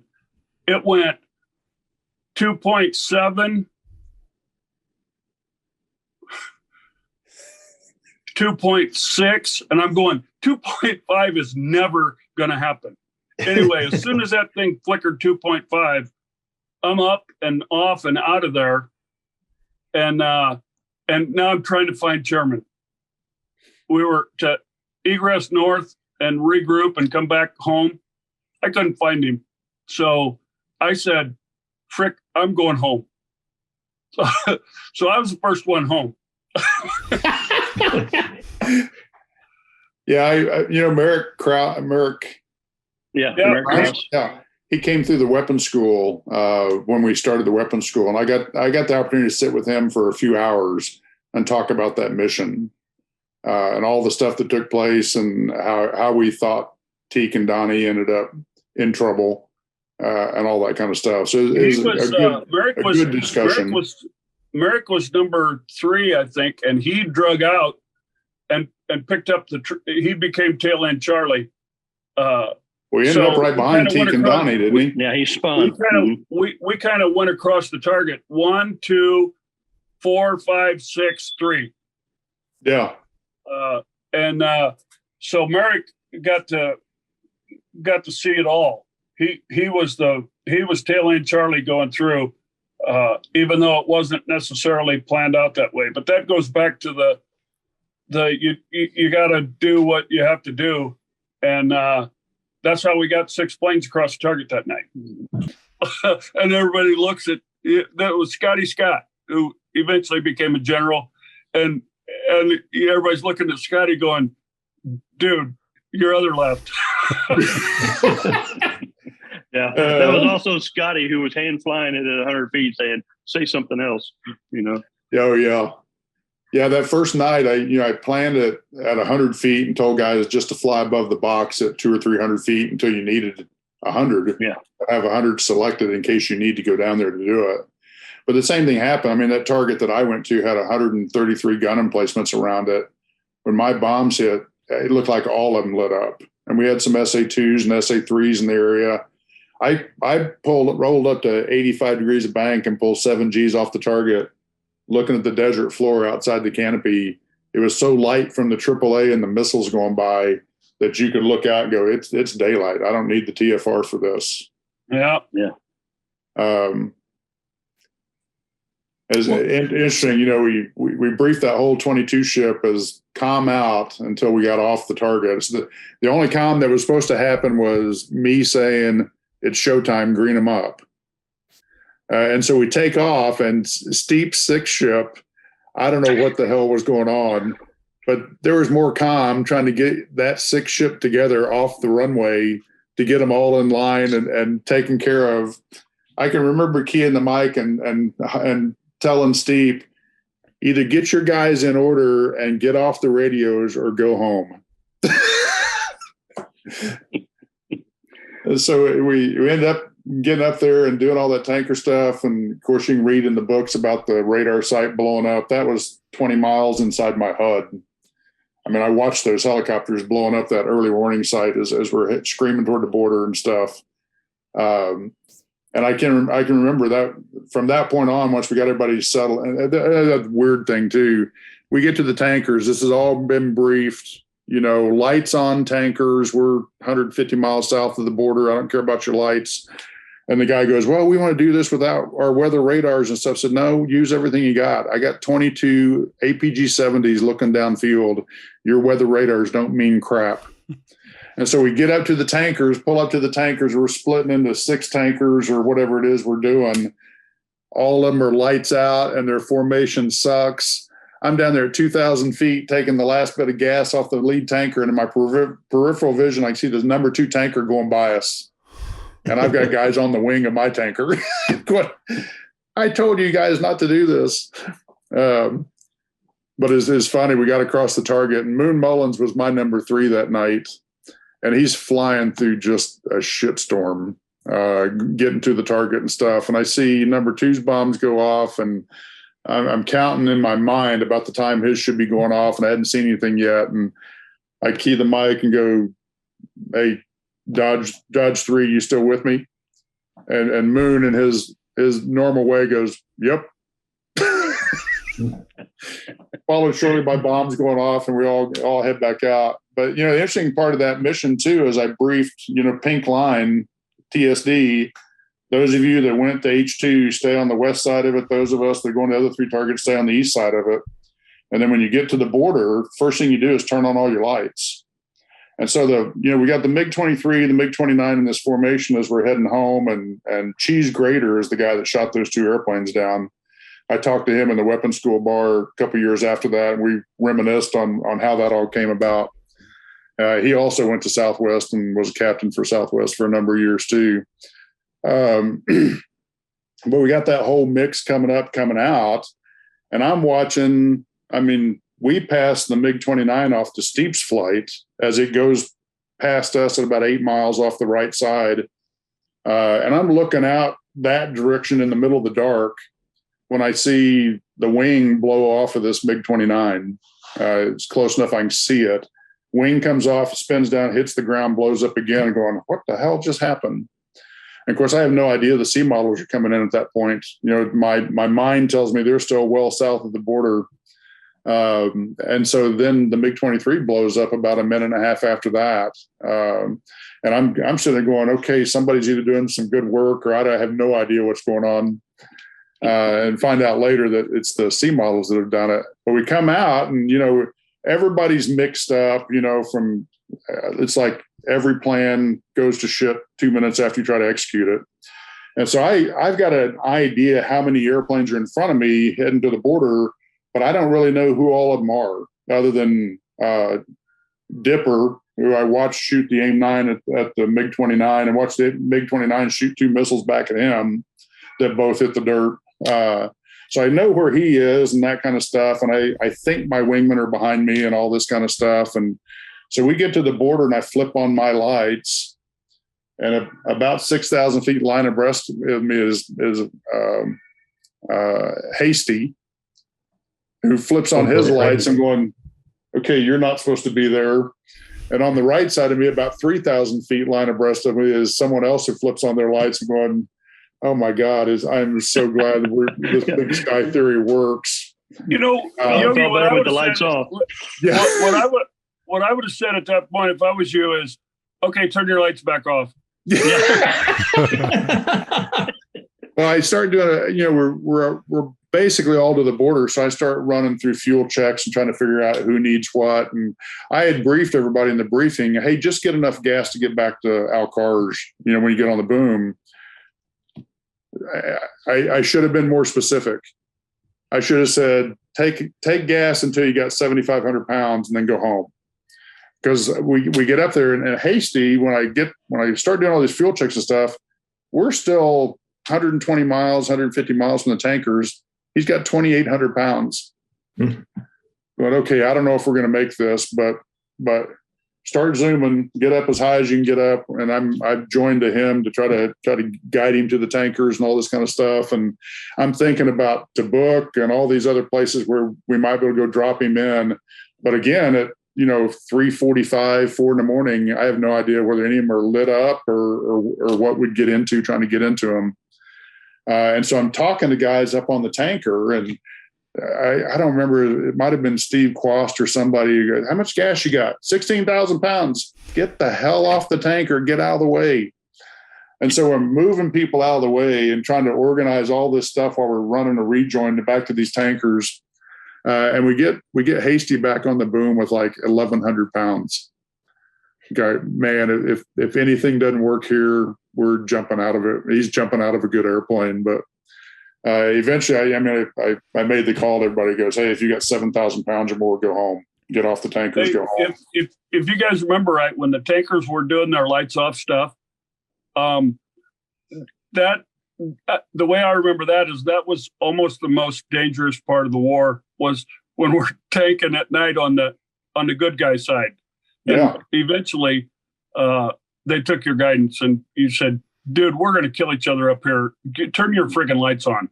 Yeah, and they did, and the rest is history. But early on, it was like, what we got to get through getting gas first before we have to go face the bad guys. Yeah, we eventually get everybody heading home on that first night, and I don't remember who, but somebody ended up jettisoning some bombs south of Alred out in the desert because they didn't think they could land with live weapons on the airplane, which you can, but it's probably not something you want to do every day, but it's not illegal to do it. So anyway, they jettison these bombs off, and this big explosion happens out there 15 miles south of Alred.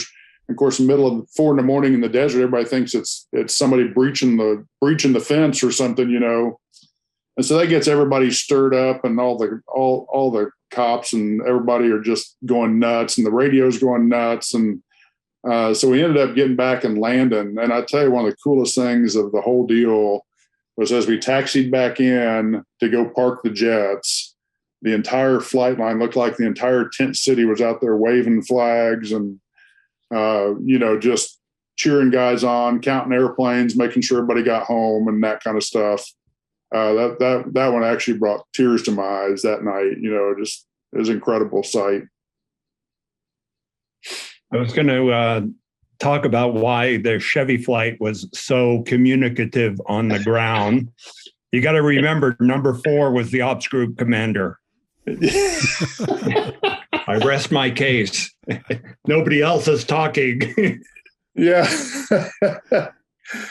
It was hilarious. He was number 4. We were number 5. We get to H2, drop our bombs. His Scud's target were on the west side. We come off. We drop ours next to the Tab V where it's supposed to be. There's a bright spot in the patch map. No big deal. But 100-mile-an-hour wind. Of course, by the time we got to 21,000 feet, those bombs, after we saw the satellite photo of it, the next day or two, it was like, oh my God, there were 12 impacts, but the Scud probably has some damage, but it wasn't taken out. And we come off the target and we start looking for number 4. Because he shouldn't be too far ahead of us. Next thing you know, he's like 6 miles in front of us. And I'm going, how was he able to drop his bombs? We were 2 miles behind him in the FLIR. And who knows? But anyways, it was actually pretty funny. I should say that on that first night, I think I had a 3-ship, a 3-ship, a 6-ship, and a 6-ship and a 4-ship. So that's 22 airplanes. All of them went low altitude except the guys that went to H2, and they did a fly up, I think, at 25 miles to get up in the 20s to drop these Mark 82s on H2 airfield. But all the rest of us were dropping rockeye at 300 feet or whatever. Mm-hmm. So are you going after Scuds or airfields, or Scuds on airfields? Scuds on airfields for H2 anyway, because the plan was to try to keep Israel out of the fight. Didn't want them to be launching into Israel. And so that was our effort to ensure that the Iraqis couldn't, get things launched. But H2 always became a favorite after that. We'd go do our loiter time, try to keep the Scuds out. And then on the way back, Brian Shipman, who was our number 2, if he had dropped all his bombs, we'd send him about 5 miles ahead of us, supersonic over H2, wait till they start shooting at us in AAA. And then we'd roll in and pop a 500-pounder on one of the AAA pieces. So it was always pretty funny to go, what? It was funny how some of this on Western Iraq turned into bombing for quarters. It's just you do stuff and just go, okay, there's a tower over there with nothing else going on. Let's go knock the tower down. And we found those 2 rail yards out there that had a bunch of refrigerated cars on them, and we'd go blow up a refrigerated rail car just for no good reason other than it was there. Do you guys remember that our intel, the availability of it intelligence information was almost too slow to be helpful for us. And so that a lot of the target sets were on the back of a napkin that the Wizzos traded amongst themselves. That became kind of our frag, if you will. Or the dump target anyway. I remember flying on Yogi's wing one night, and we went to H2 because Yogi and Polo were dropping an LGB. And then we went over to that great big ammo dump, and I didn't really know how big it was at the time. That one that was due west of Baghdad, and had the railroad tracks that went between the dump and Baghdad. Yeah. And man, we had it was Fleener and I. We had Mark 82s on board, and I make my patch map like Reno was talking about, because I didn't have a pod. I make my patch maps. I designate, and I drag the PSL through a couple of bunkers, drop those things, and man, I don't know what was in there, but it all went off. It was red tracers and green tracers from like missiles cooking off and coming out of there. And I remember when we fenced out and crossed the Saudi border on the TSD, I turned around and looked backwards, and I could still see that fire burning from 100 miles away. Yeah, I remember that. And we ended up going back there night after night after night, and I remember passing those coordinates that I had on my lineup card to somebody else going, where's that dump target you were hitting it? It's got all that stuff in it. And that thing burned for like 3 nights. We'd go back and it would still be burning from the night before. Yeah. My question is, Smyth, how'd you know how to work the PSL? Yeah. Yeah. I couldn't do it now, but back then I could do it, I hadn't been out of school that long. So Junior Summonsby there, he taught me well, I guess, I went through the gestures. You were talking, tie it back to Junior. I went through the 461st, and Junior was one of my instructors. The PSL was the pattern steering line. What you could do was you designate your target, and then you enable this line on the radar patch map and it will align you up on a certain heading to go in and drop your bombs.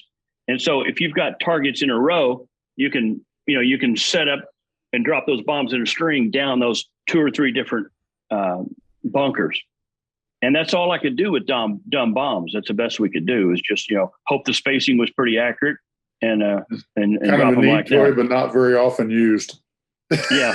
Yeah. Perfect. Because we weren't, we weren't quite to the sport bombing situation where we were dropping them in singles yet. We were still doing one pass haul ass kind of thing. Well, that's some of that sport bombing is what got us in trouble. I don't remember who did it, but we dropped some bombs on some of the fuel cells down there by Al Samo airfield down near the south, and that was some of the fuel that the good helicopter for using. Our Army general was going to use for his tanks and stuff when they made the big left swoop. And so we got this big order down from Schwarzkopf that went, no more dropping on shit that's not been designated to drop on. Hey, speaking of Schwarzkopf and general rule number 1, that said no alcohol. Well, after the shooting stopped and we were in whatever Desert Calm or Desert Peace or whatever, I got a care package that came from Uncle Charlie. I have no idea to this day who Uncle Charlie was, but it was a ginger ale, a 2.5 liter ginger ale bottle with whiskey in it. And it was addressed to me. And again, like I said, I have no idea who Uncle Charlie is. Oh, that's hilarious. That went down to the rec tent, and everybody stumbled back to their respective hooch. Again, like I said, to this day, I have no clue who Uncle Charlie is. It's not my uncle. It was one of the bros in the squadron that was back at the ranch, and hooked a brother up downrange. Well, I got a similar story.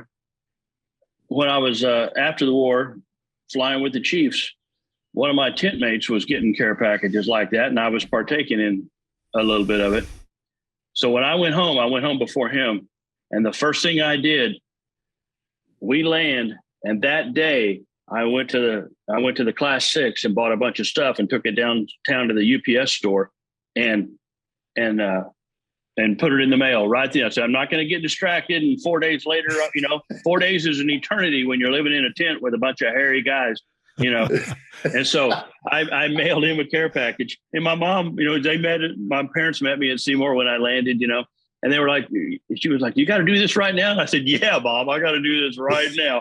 This is high on my list of priorities. After 30 years, I may have just found out who Uncle Charlie is. Yeah. Oh, there you go. There you go. And here's another quick story for you is, when we grew up, lieutenants flying the F-4, we thought the next war was going to be like Vietnam. We were training for another Vietnam and that kind of stuff. Well, Vietnam, I know those guys work hard and sacrifice, and a lot of guys died and that kind of stuff. But to me, it seemed a little bit, romantic in a way, the way the war was designed, and that kind of stuff. You're gonna be stationed in Thailand. You're gonna take off. You're gonna fly into North Vietnam. You're gonna drop your bombs on this rail bridge, and come home back to the club in Thailand. That kind of stuff. And go to the club and enjoy a cold beer and that kind of stuff. So I get over there for Desert Storm, and we're living in a tent with a bunch of other dudes, and no refrigerator, no ice. We're drinking hot Kool-Aid. And there's no women, there's no booze. And I'm going, I'm in the wrong war. This isn't what I signed up for. Where's the beer? Where's the girls? That kind of stuff. It was just so funny living in a tent with a bunch of guys, and going, this is not my idea of war, Yeah, there couple different things we can talk about. After the first couple of days of low altitude, we went to medium altitude, and both squadrons ended up doing a whole bunch of Western Iraq Scud search, hunting, dropping bombs on nothing, because we weren't successful at all at finding mobile Scud launchers. And all the reports after the war have confirmed that. But we blew up a bunch of trucks. And so we're out there one night, and Polo's like his first or second night with LGBs on the airplane. I've got LGBs, number two's got dumb bombs. So we're dropping a bomb every 10 minutes on a road intersection up there, trying to scare somebody that's not there. And AWACS comes up and goes, we need you to go find this Winnebago that has a high value target in it. Oh, this sounds interesting.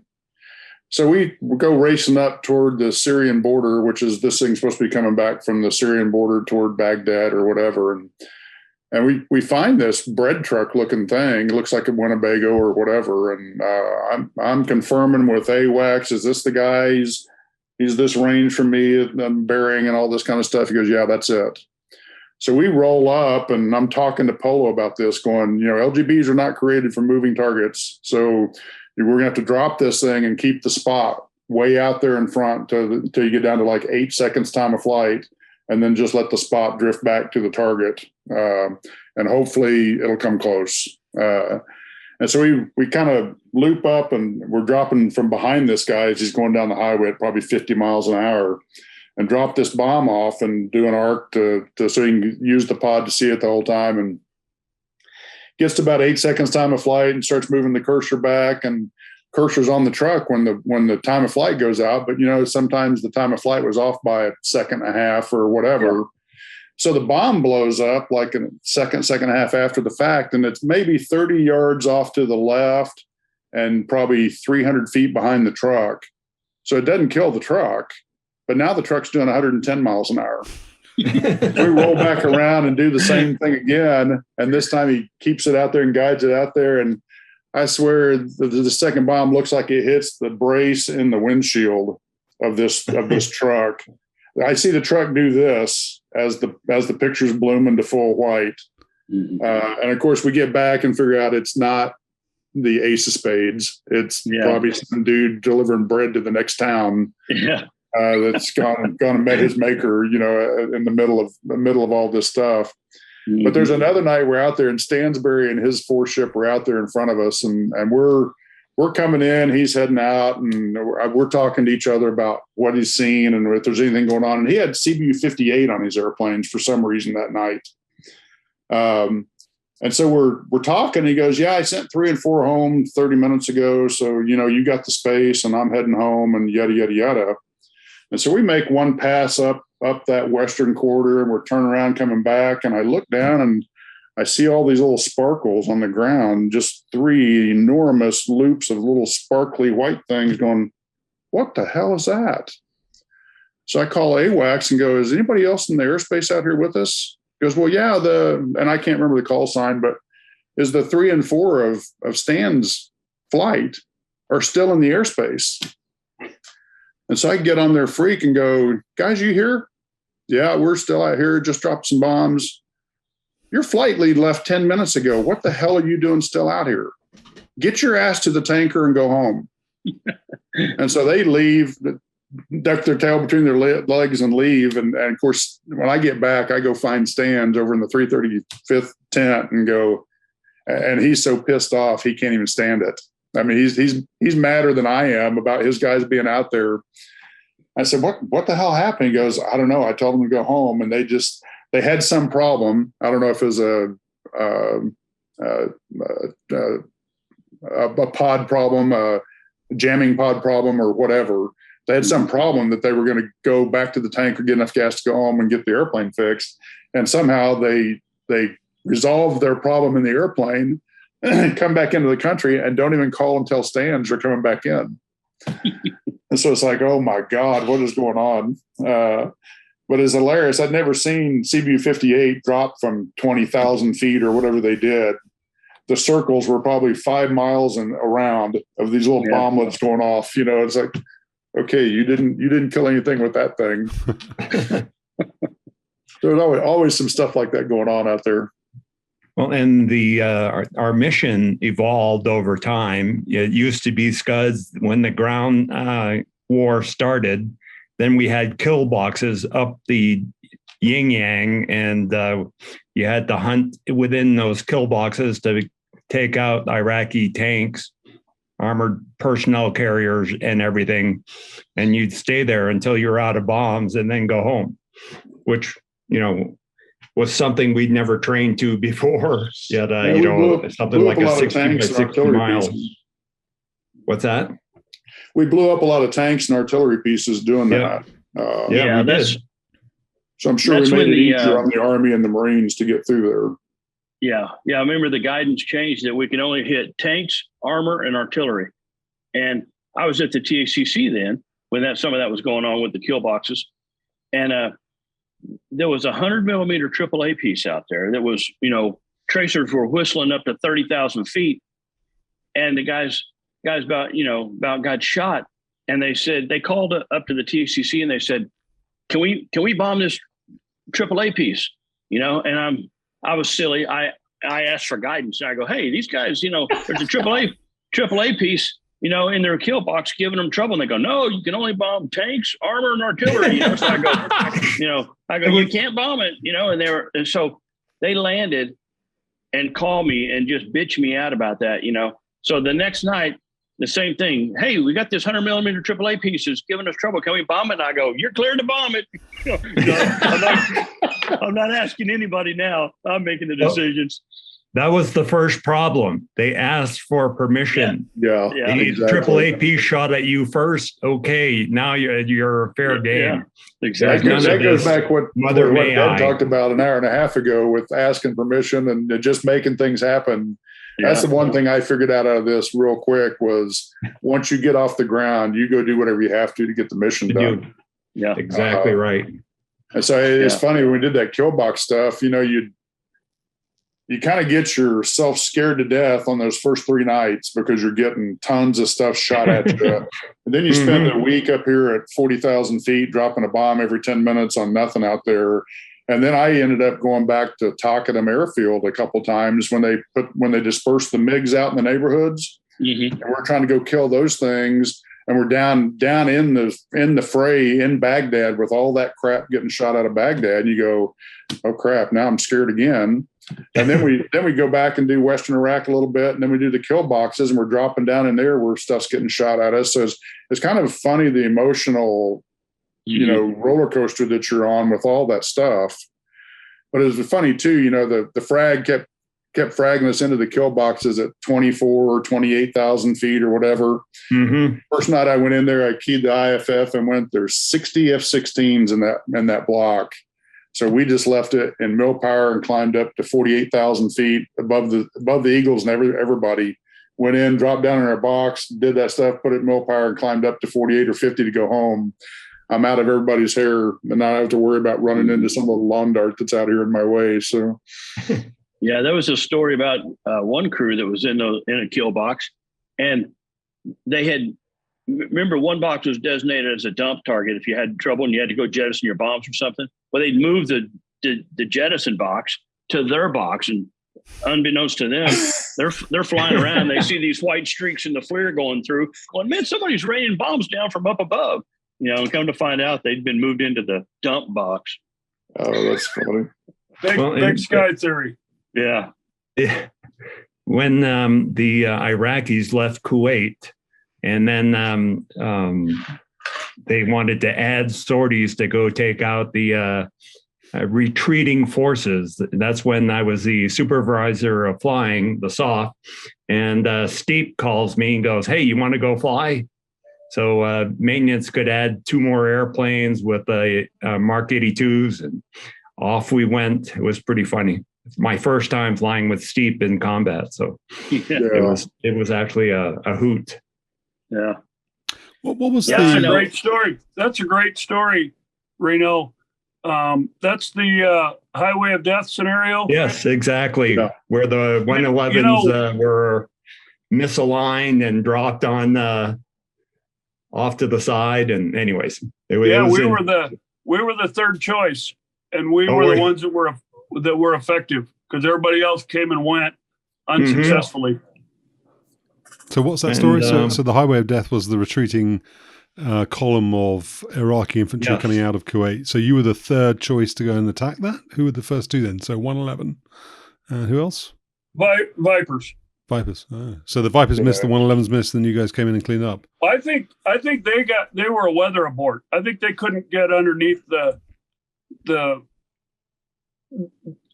weather with correct me if I'm wrong, Reno, but it was a crummy weather day.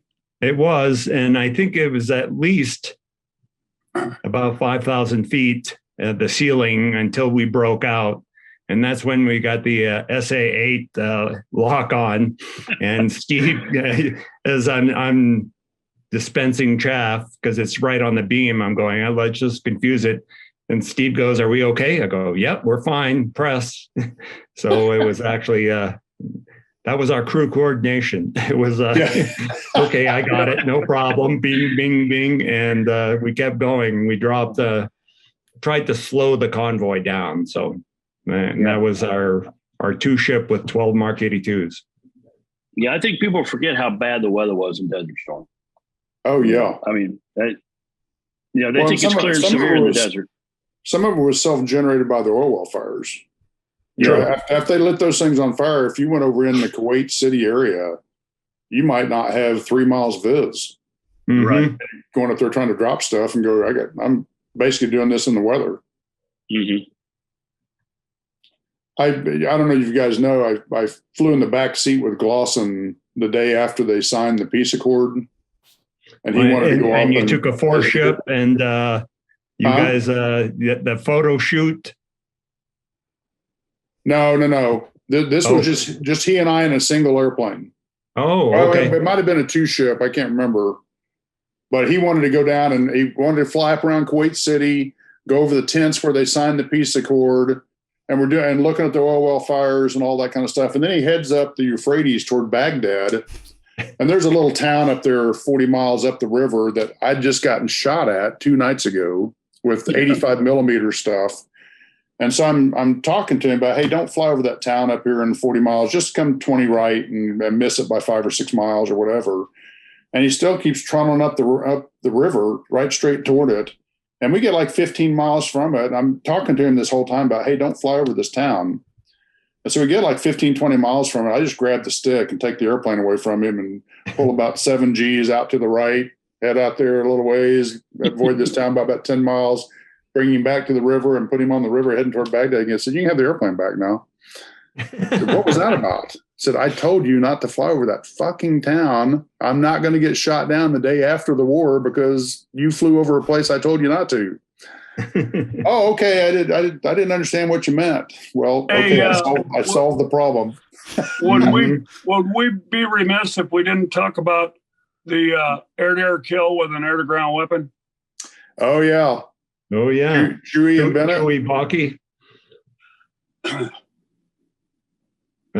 You want to tell that story, or you know it? Well, I'll you know, this is 10% true, right?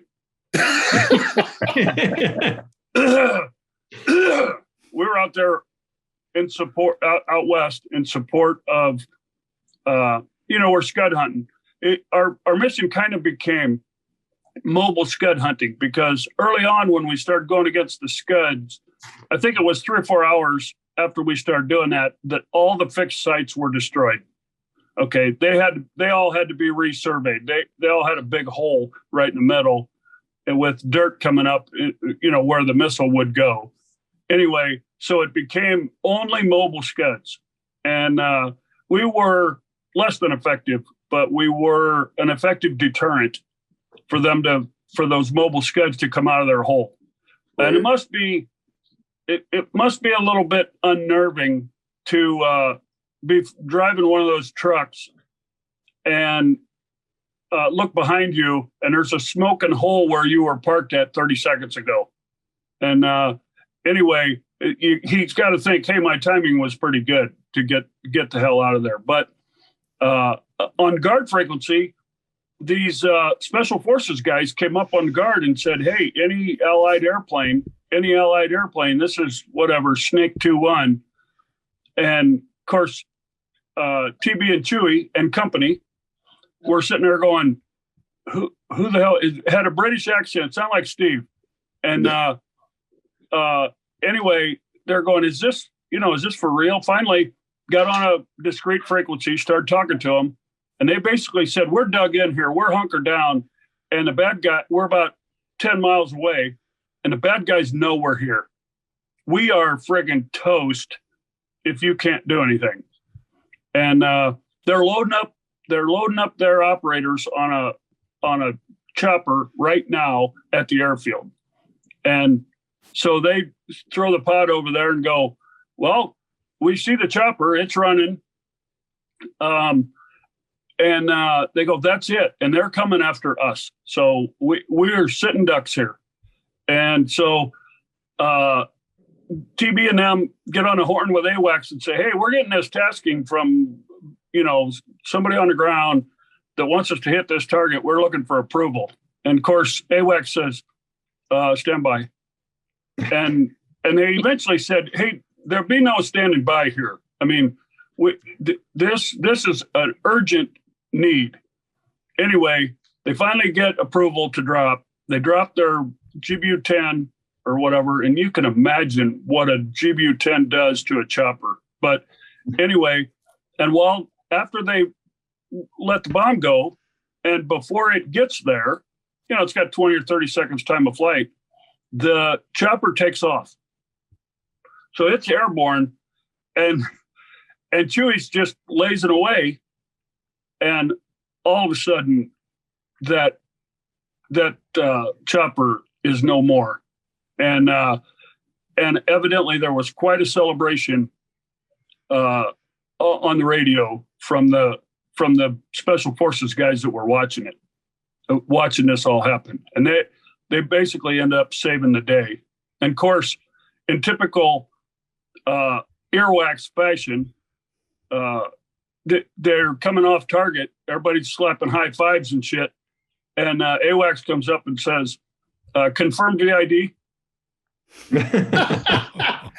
And those guys are going, dude, it's dark out here. Yeah. But, the range of emotion, it went from extreme jubilation to, oh, did we just screw the friggin' pooch here? And that's when Smyth was talking about there's sometimes a fine line between an attaboy and an ah shit. Yeah. Yeah, that's incredible video with that drop. I was actually surprised that that the bomb, the fusing went off. You'd have thought it might have gone right through that helicopter and not blown up till it hit the ground.